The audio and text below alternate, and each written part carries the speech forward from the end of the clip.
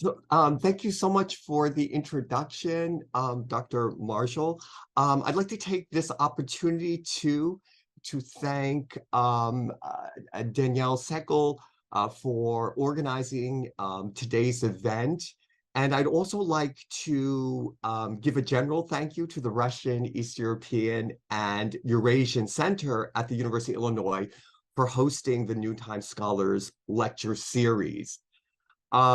I'd also like to mention that I'm so pleased to be returning virtually today to the University of Illinois Urbana-Champaign after having participated in a spring 2021 a virtual open research laboratory associateship, also of the Russian, East European, and Eurasian Center REES. And that was for a project focused on Soviet Dungan literary history. And even more recently, a virtual presentation on representations of nature and society in the works of Soviet Udegyie writer Jansiki Manko, and that was for the Illinois Environmental Humanities Conference 2022, which was organized and held last spring by the Slavic Graduate Student Association. Okay, so thank you all for joining us today. So I want to start the presentation by giving some rationale for the significance of the study of the Dungan folkloric narrative tradition. So first, the study reveals existence of tale types that are not found in other folkloric traditions. Second, it forms, the folkloric narrative tradition forms the basis for the development of Dungan written literature in the Soviet period. And third, and finally, it provides important evidence for the complex ethnogenesis of the Dungan or Hui people, who are the Sinophone or Chinese-speaking Muslims of Central Asia and China, respectively. Okay, so in today's lecture, I have it broken up into sort of two parts. First, I'd like to offer a brief introduction to the Dungan people and language, as many people are not familiar with the Dungans. And then I will go into the general features of Dungan tales, and these remarks based primarily on Riftin's 1977 structural and comparative analysis, which is in my recent English language edition of 2021. So we need to talk first about who the Hui are, or the Sinophone Muslims in China. The Hui are an ethno-religious group predominantly composed of Chinese-speaking Muslims, numbering approximately 10.5 million, according to the 2011 Chinese census. And they are distributed, as you see on the map here, throughout China, and mainly in the northwestern provinces and the Central Plain, or Zhongyuan region in Mandarin Chinese.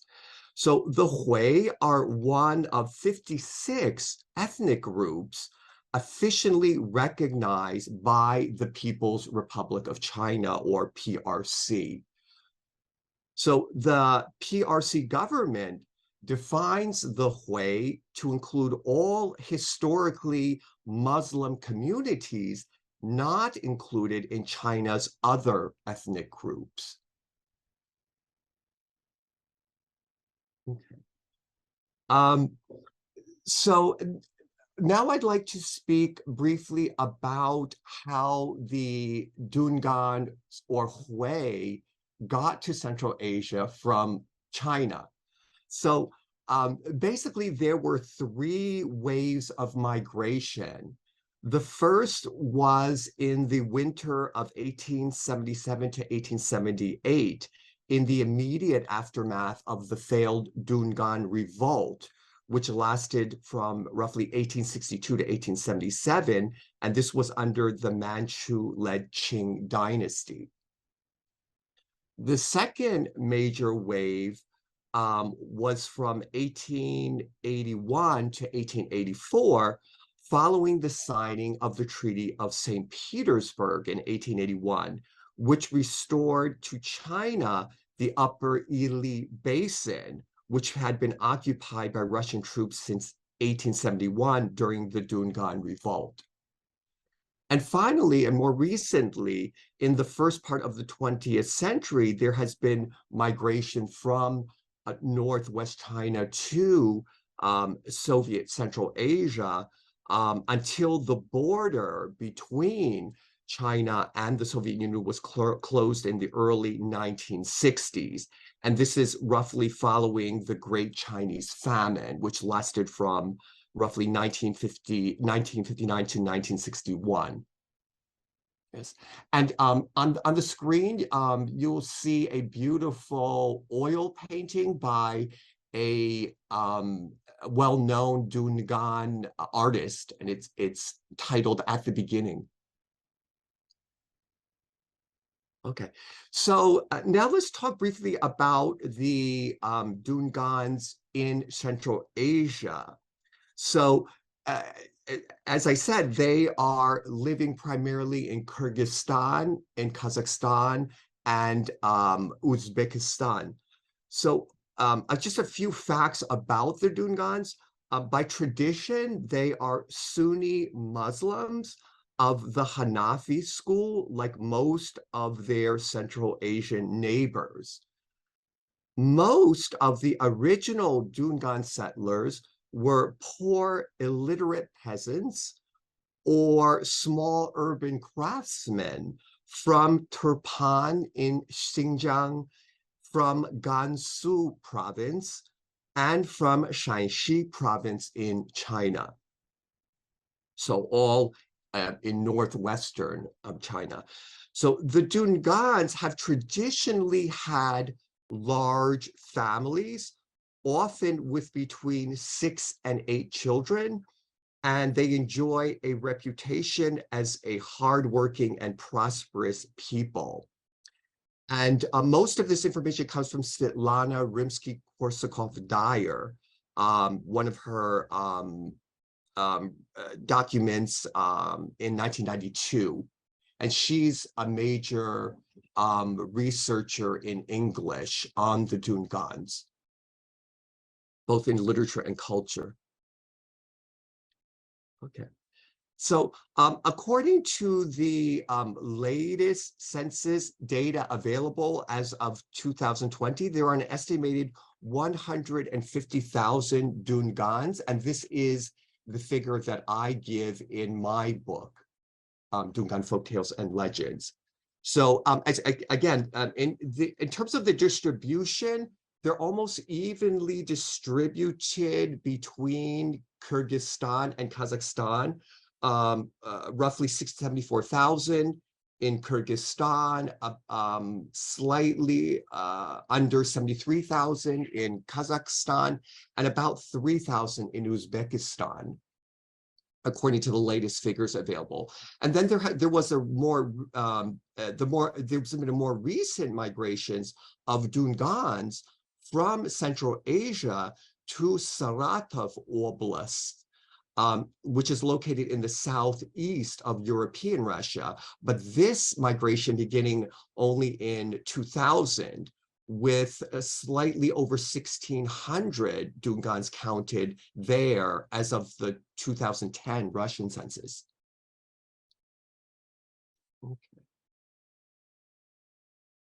Okay. So I'd like to begin to talk now a little bit about the language situation with the Dungans, which is very interesting. So originally the Dungans, when they in China, only had use of, besides the standard Chinese characters, if they use them, they used something called Xiao'erjing, which is what they brought over with them to Central Asia from China. They rejected the use of the Chinese characters. So the Xiao'erjing is a Perso-Arabic script, and you can see a sample of it here on the screen. which shows an excerpt from a Chinese Arabic Xiao Arjing trilingual dictionary, which was published in 1955 in Shanghai. So the bottom shows the Xiao Arjing. It literally meaning children's script or minor script. However, the Xiao Arjing was primarily used for annotating religious texts for the Dungans prior to the Soviet period.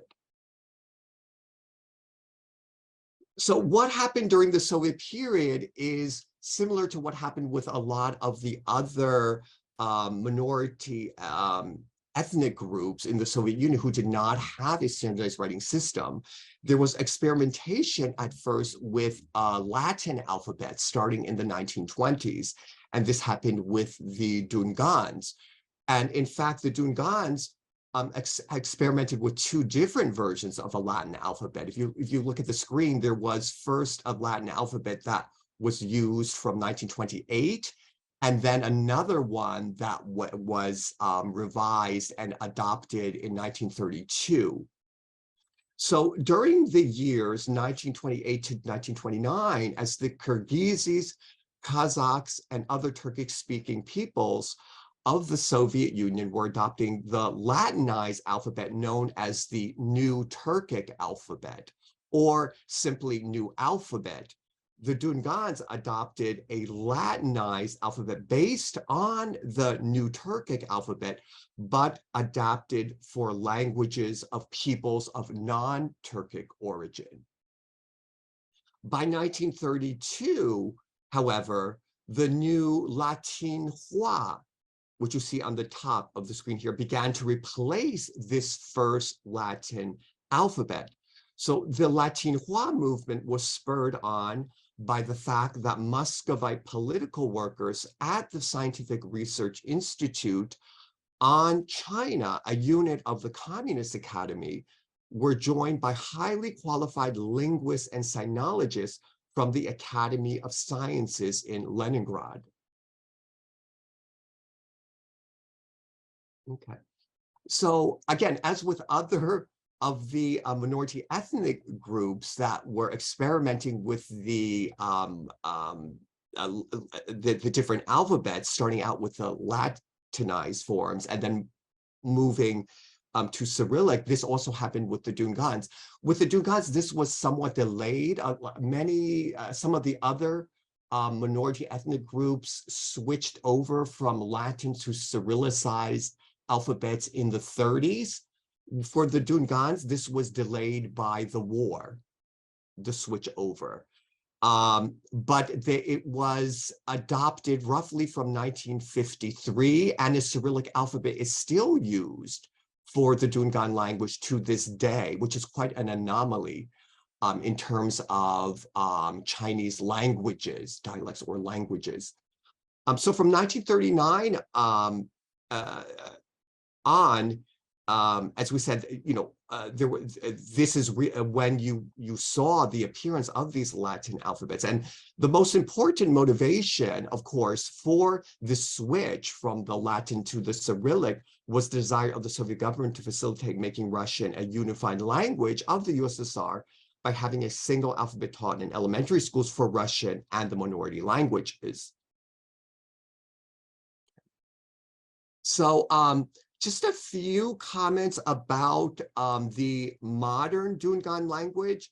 So there is actually an internal diglossic situation among the Dungans in that there are actually two different dialects that predominate now in Central Asia. One is called the Gansu dialect, spoken mainly in Kyrgyzstan.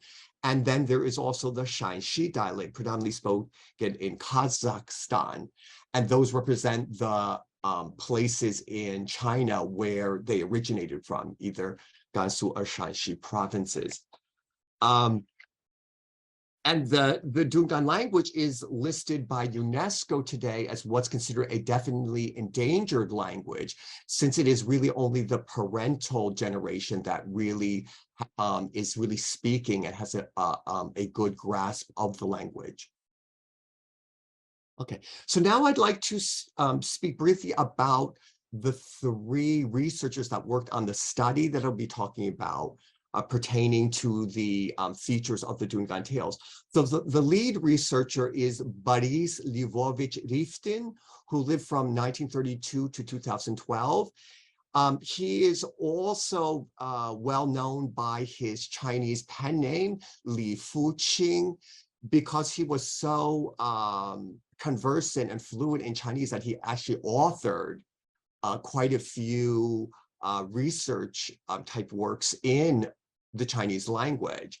So he is considered a pioneer in the study of Chinese popular literature, folklore, and visual culture. He's a doctor, and he's a doctor of philological sciences and very prolific researcher.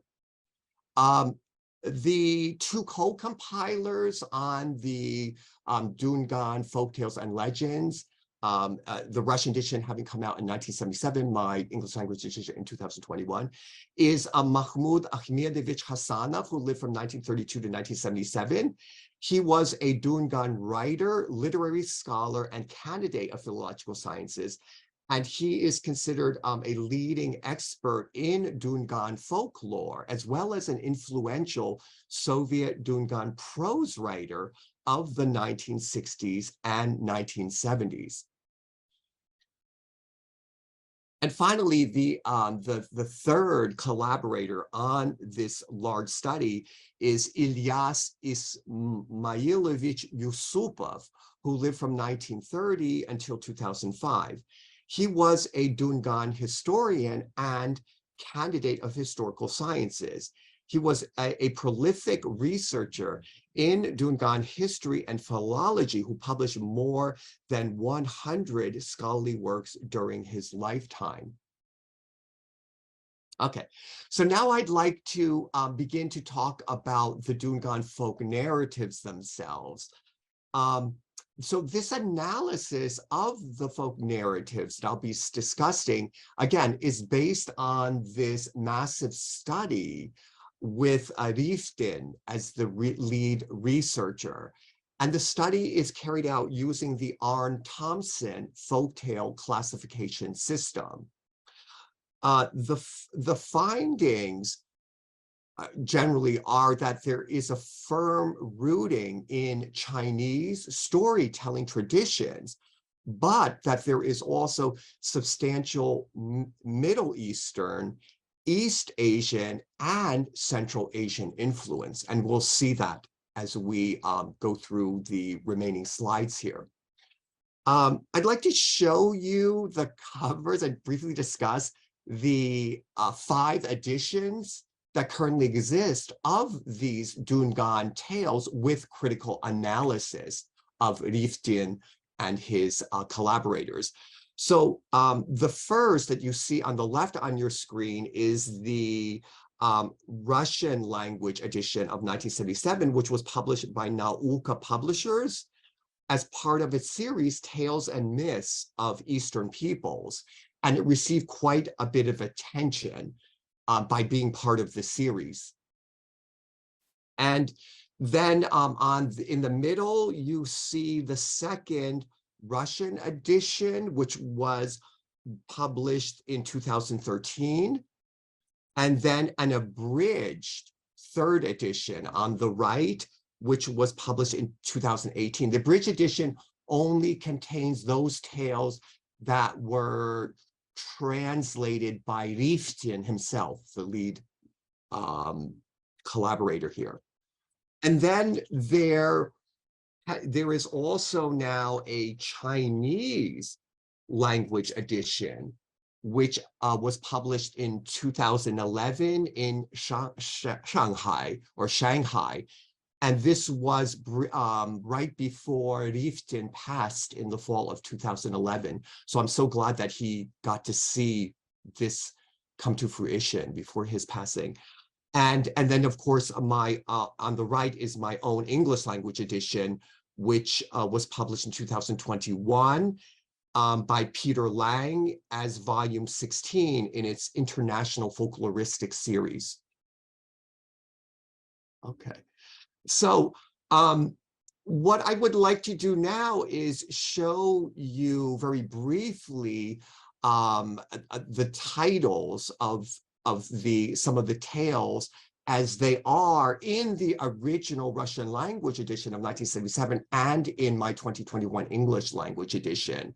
So basically, the tales are classified into 3 large chapters, and the first consists of wonder tales and animal tales, which comprise 40 selections. So here you see the first 20 in my translation as they appear in the book, and then selections 21 through 40.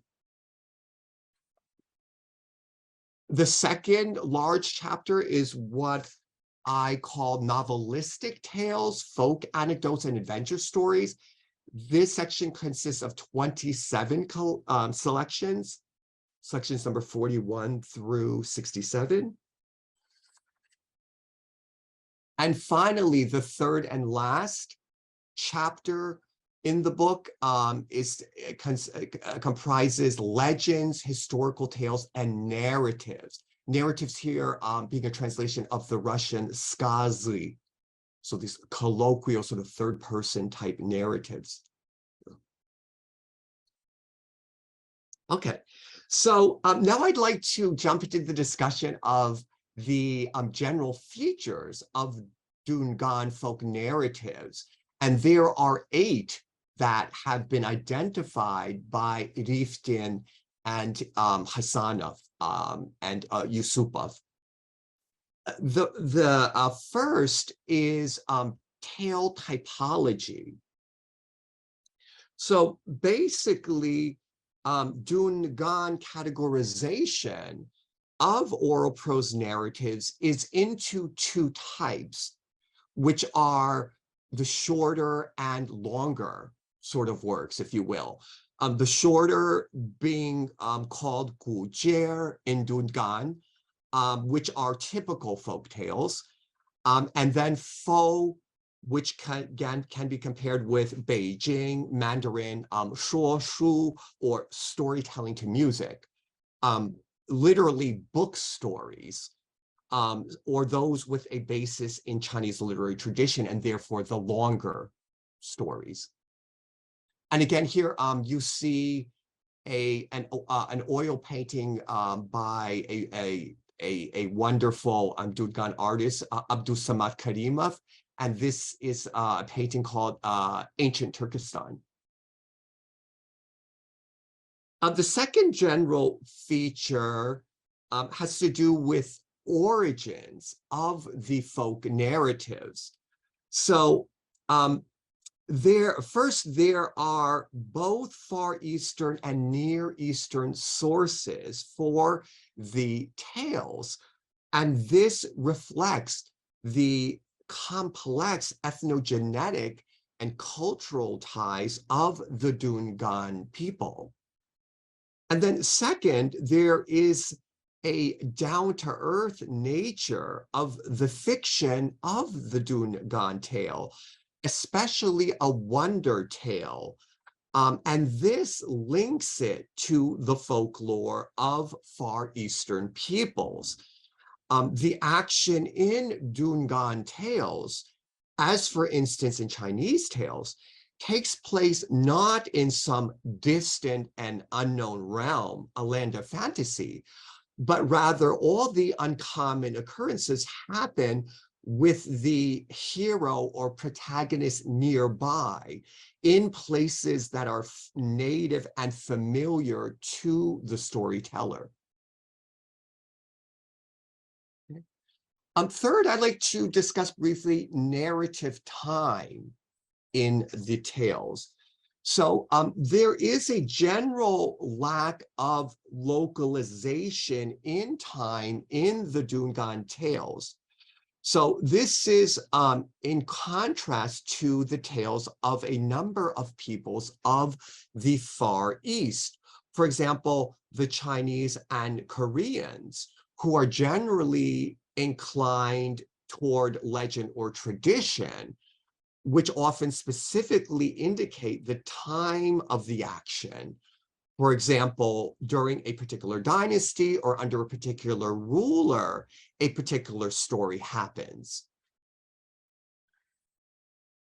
In Dungan tales, wonder tales, and everyday tales, whose connection with legend is considerably weaker, these kinds of introductions localizing the action in time are hardly ever found.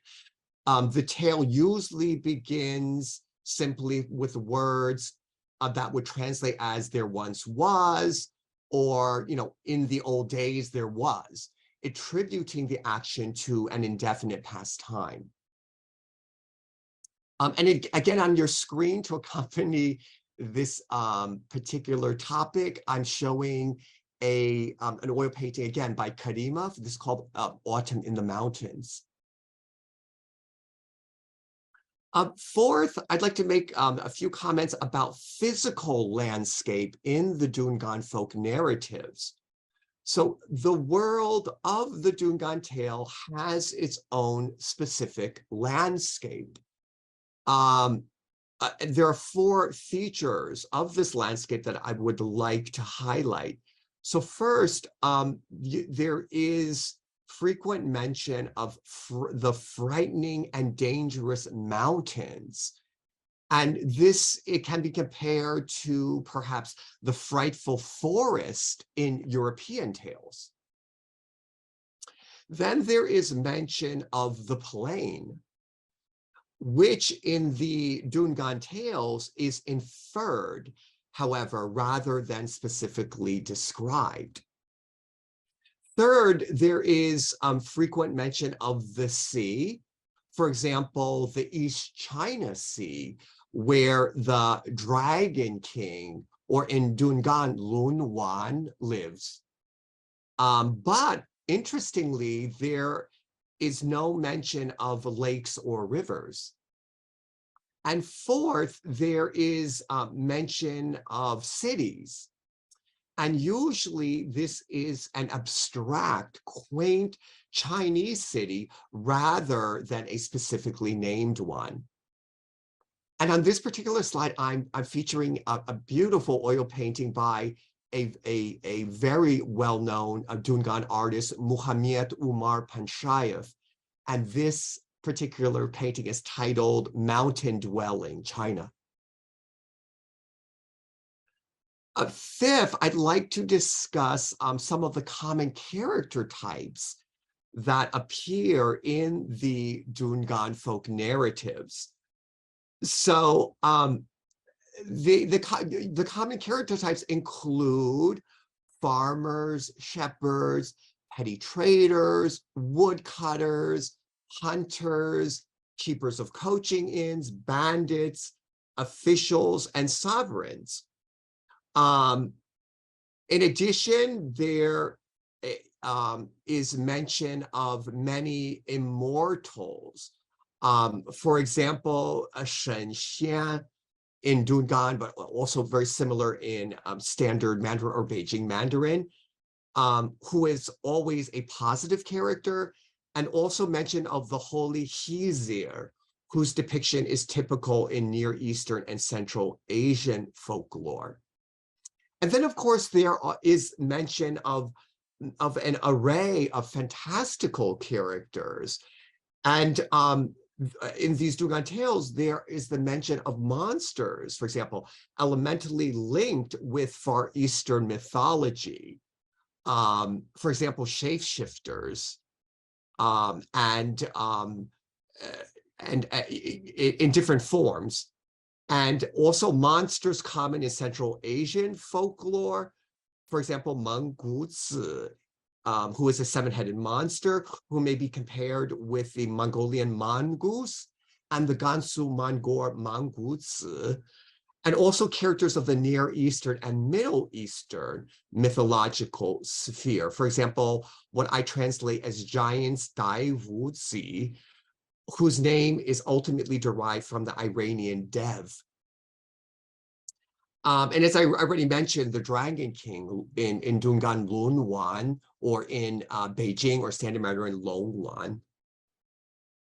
And then, of course, there is mention of course, familial relations, and these exemplify the idea of filial piety and punishment for undutiful children. This influence being mainstreamed under the influence of Confucianism.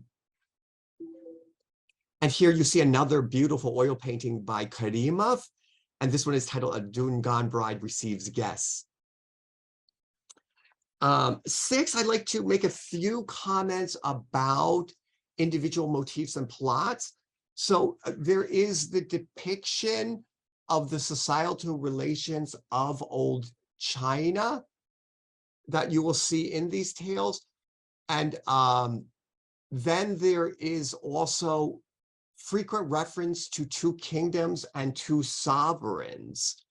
And this is possibly preserving memories of the periods of temporary fragmentation of China in the Middle Ages, or memories of ancient tribal chiefs or clan leaders in the south of China, according to Eberhard in 1937, or the borrowing of plots from the folklore of neighboring non-Far Eastern peoples, presumably mainly Turkic peoples. And then there is also mention of Zhuan Yuan, which is considered the #1 scholar, which you may recognize if you speak standard Mandarin. Also Yuan Wai, which can be compared to the Pomeshchik in a Russian tale. And also Ahun, who appears less frequently, but this is the Muslim clergyman who might be compared with the mullah, and whose depiction is never found in Chinese folklore or Far Eastern folklore generally. And then, of course, there is also mention of folklore characters of neighboring peoples who are readily entering the world of the Dungan tale. For example, lamas, Buddhist monks, and Taoist monks. And here I'm showing a beautiful image from Lojar Shinlo's Dungan ornament album, and it's called Human Figures. A lot of them I deal with in folk embroidery, the images in her book. Finally, I'd like to make 2 comments about symbolism. First, about color symbolism, very briefly about number symbolism. So red and green are bright colors in these tales that scare away evil spirits and protect from adversity. For example, you will see red and green in the bride's attire, and also in the paint on the wagons and the horse harness.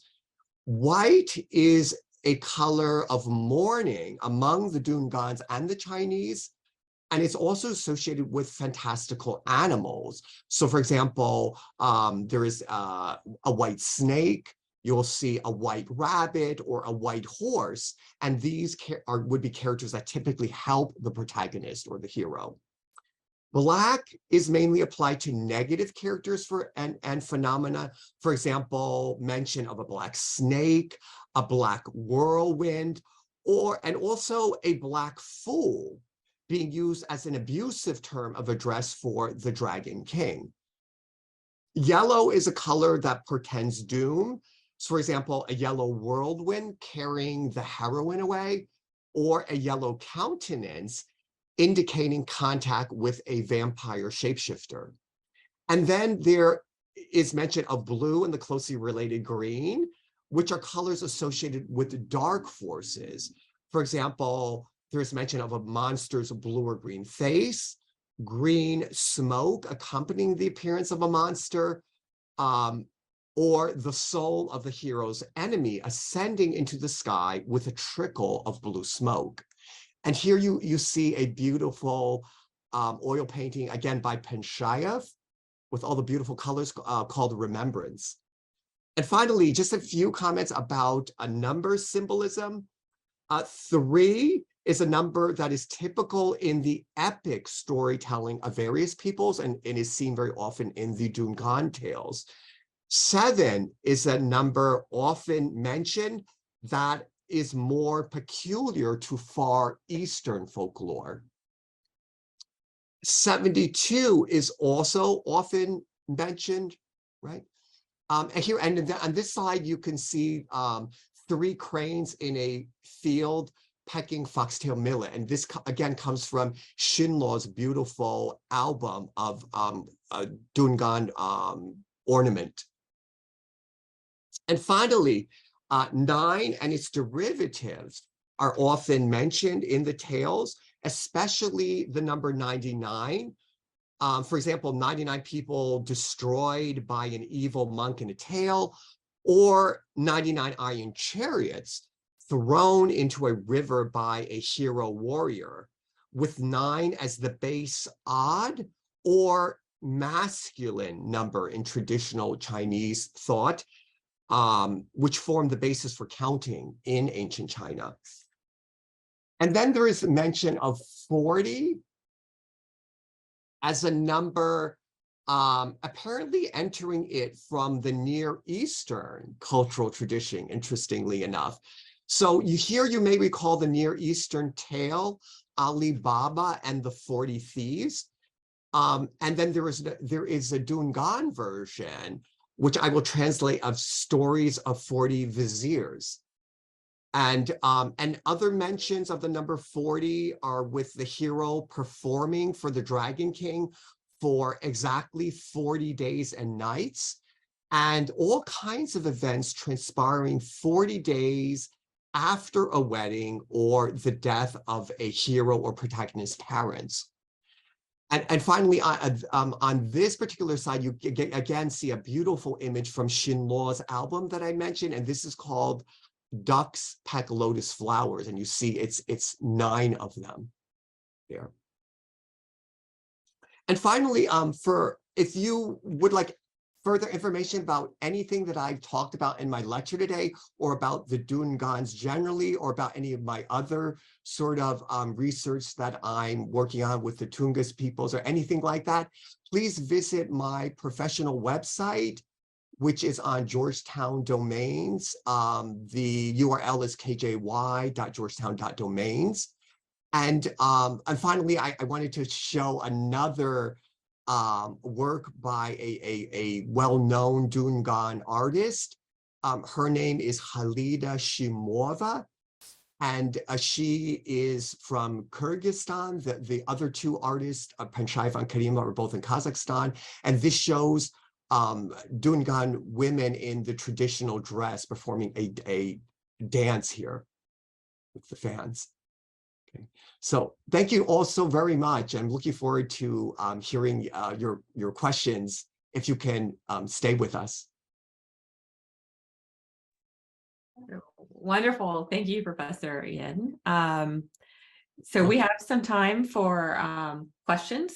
So I think if people want to, we'll follow our usual method. So if you could put a 1 in the chat box if you have a question on a new topic, and if you have a follow-on question to another question that's being discussed, if you could put a 2 in the chat box, that'll help us kind of group things together. Although we're a small group, so I think that no problem here. People want to talk.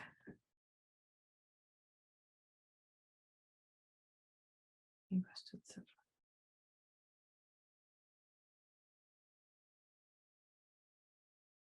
I can start us off with one question. I'm an anthropologist, so I can't help being curious about if you have any ideas about how some of the characteristics, the features that you mentioned in the folktales, if there's any translation into kind of daily life. So I was just struck by the 40 days, for example, that features in other cultures,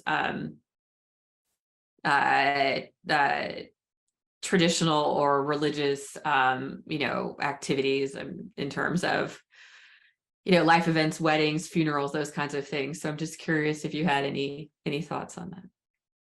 Oh, yeah. So I mean, I think that these tales are wonderful. I mean, I guess my volume did come out with sort of the academic publisher, and there are quite a few footnotes that I put in there because there were actually quite a few, well, endnotes in the original version, but I actually didn't even translate all of them. Some of them were quite involved in Riftin's original edition and had there was a lot of sort of comparative sort of folkloristics, which I'm not sure would have been of interest to people who are primarily reading in English.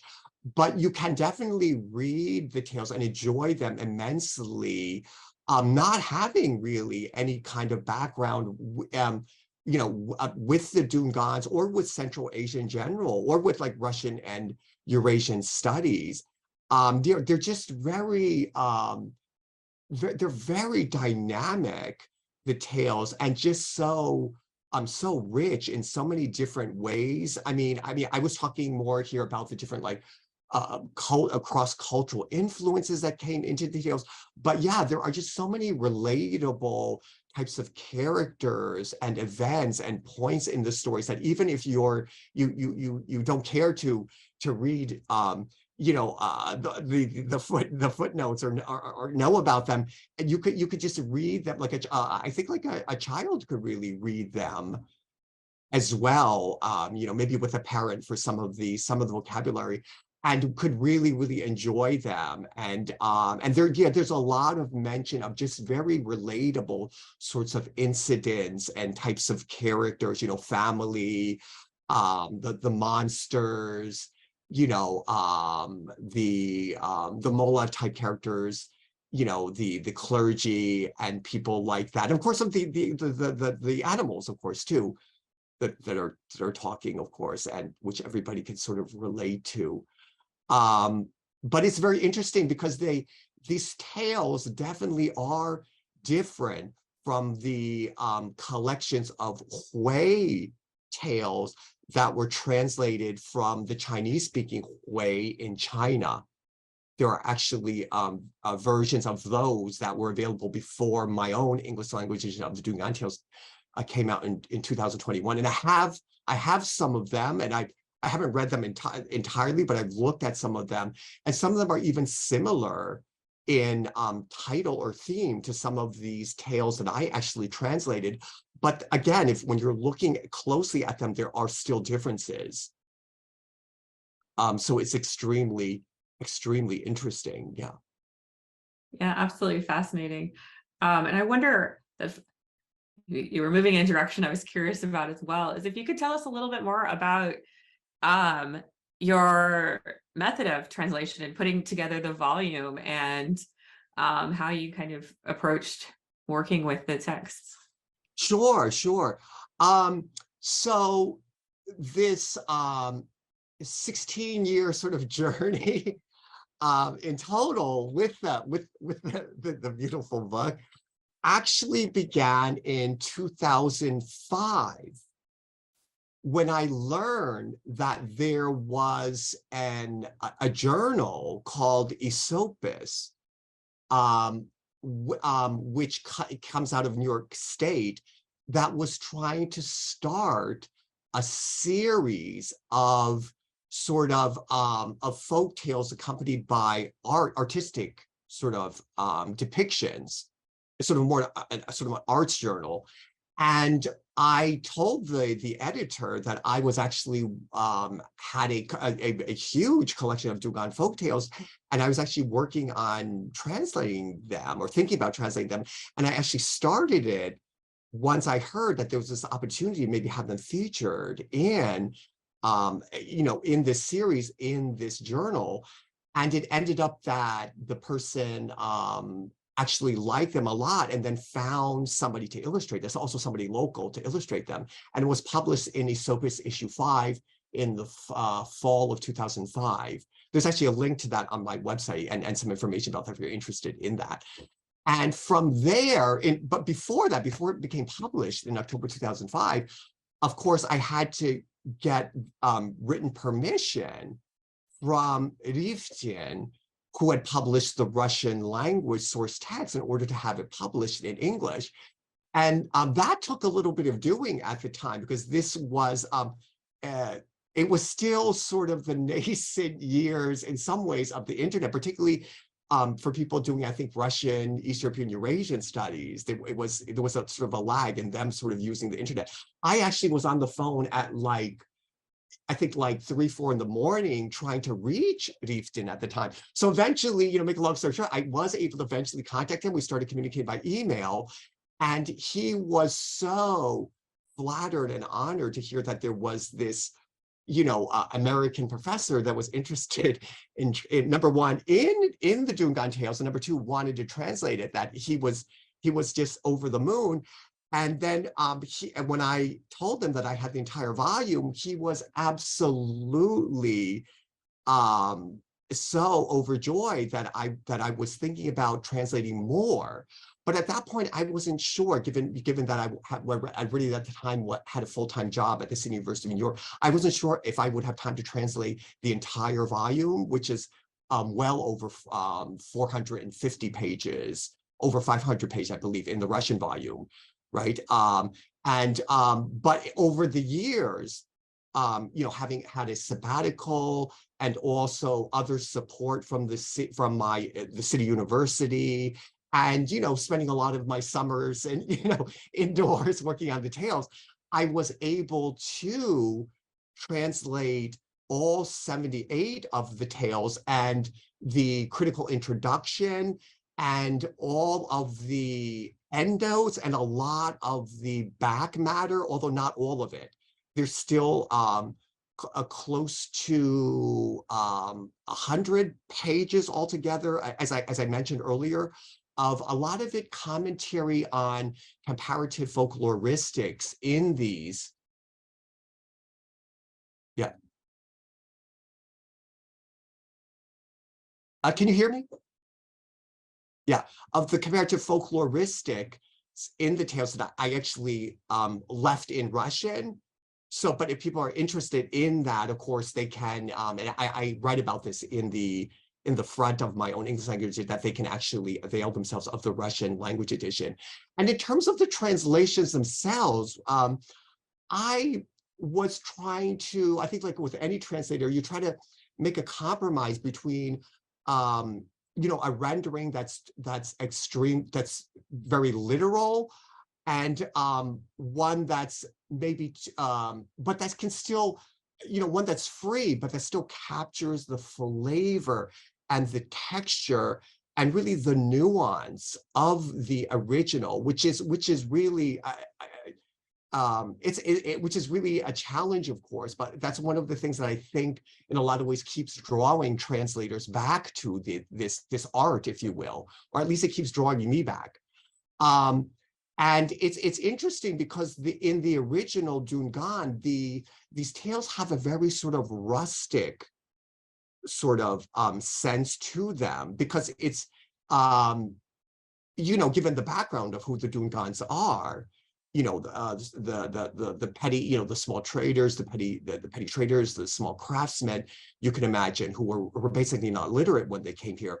So, but I looked primarily at the Russian versions, which had already been translated, of course, by Riften and Hassanov and Yusupov and translated in 1977. There is no complete translation of these tales in Dungan, unfortunately. It actually never happened. There are some collections of the Dungan tales in Dungan, and one of the larger ones comes from Hassanov.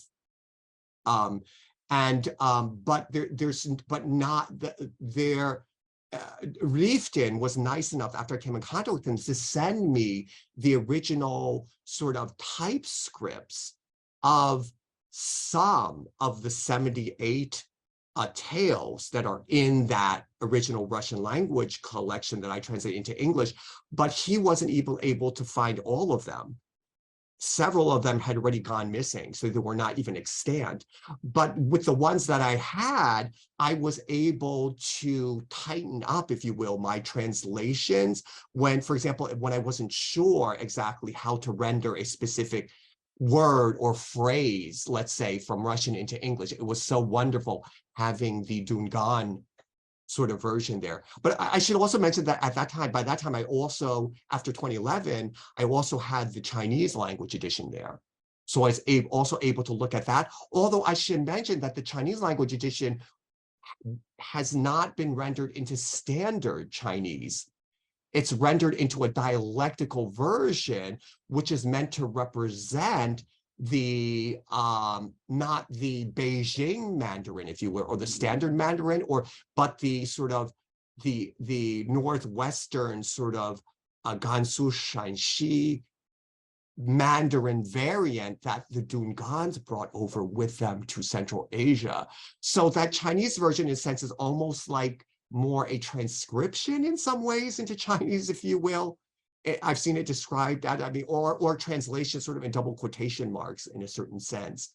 Yeah, but thank you for the question. No, that's fascinating. I mean, you really got at the heart of kind of what I was trying to hint at there, or curious about, was working between, if there was, text in Dungan, and then, or if you were working strictly with the Russian and how they might interact. It's absolutely fascinating that, you worked between these texts and were able to kind of draw things out for your own translation. Yes. I think we might have quick time for a question, and it looks like Brian Yang has a question. Oh, great. Hey, great. Thank you. Thank you for your talk. I really enjoyed it. My question is, I wonder if there was any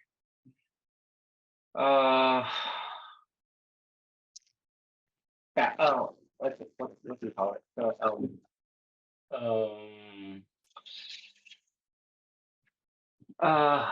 Backward influence with Central Asian folktales, if you ever gone into that. So there's from what you've explained, it seems like there has been Arab, Islamic, Central Asian influence on Dungan tales. Are there any?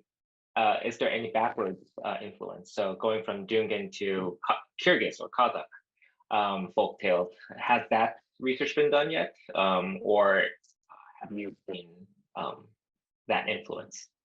Yeah, thank you so much for the question, Brian. Yeah, I haven't delved. That's a really interesting question. I haven't delved as much into that side of the research, but from what I've seen, there aren't a lot of studies of that have been done up to now. And I don't know. I think part of it might be complications also, that if there is an influence, let's say that in central, that might be teasing apart perhaps that sort of influence from the Dungans or the Hui from that of the other Chinese, if you will, or the Han Chinese, let's say Han Chinese, right? Or just people in China. I think that might be that might be part of the issue, part of the reason why there's fewer sort of references to that kind of influence or back sort of influence, perhaps. I'm just sort of guessing. But that would be so interesting too. But also the fact that a lot of the influences that I mentioned, the cross-cultural influences that make up this Dungan folkloric narrative tradition, a lot of them coming also from, like, as you mentioned, these other influences like Arabic, Persian, Central Asian.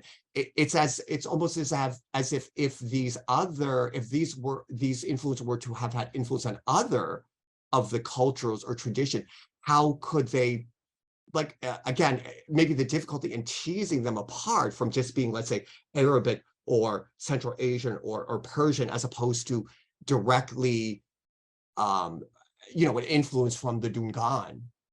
Yeah, that's just sort of a guess of mine, but I think it would be, yeah, that it's such a rich and interesting sort of area for research, and I hope somebody absolutely pursues that. Yeah. Yeah, and I should mention that I know Brian from the Environmental Humanities Conference that I mentioned last year, right? You're with the Slavic Graduate Student Association. You're a PhD candidate who's also doing work with the indigenous writers of Siberia, right? Yeah, so very interesting. Yeah, and I guess I should just throw in here too that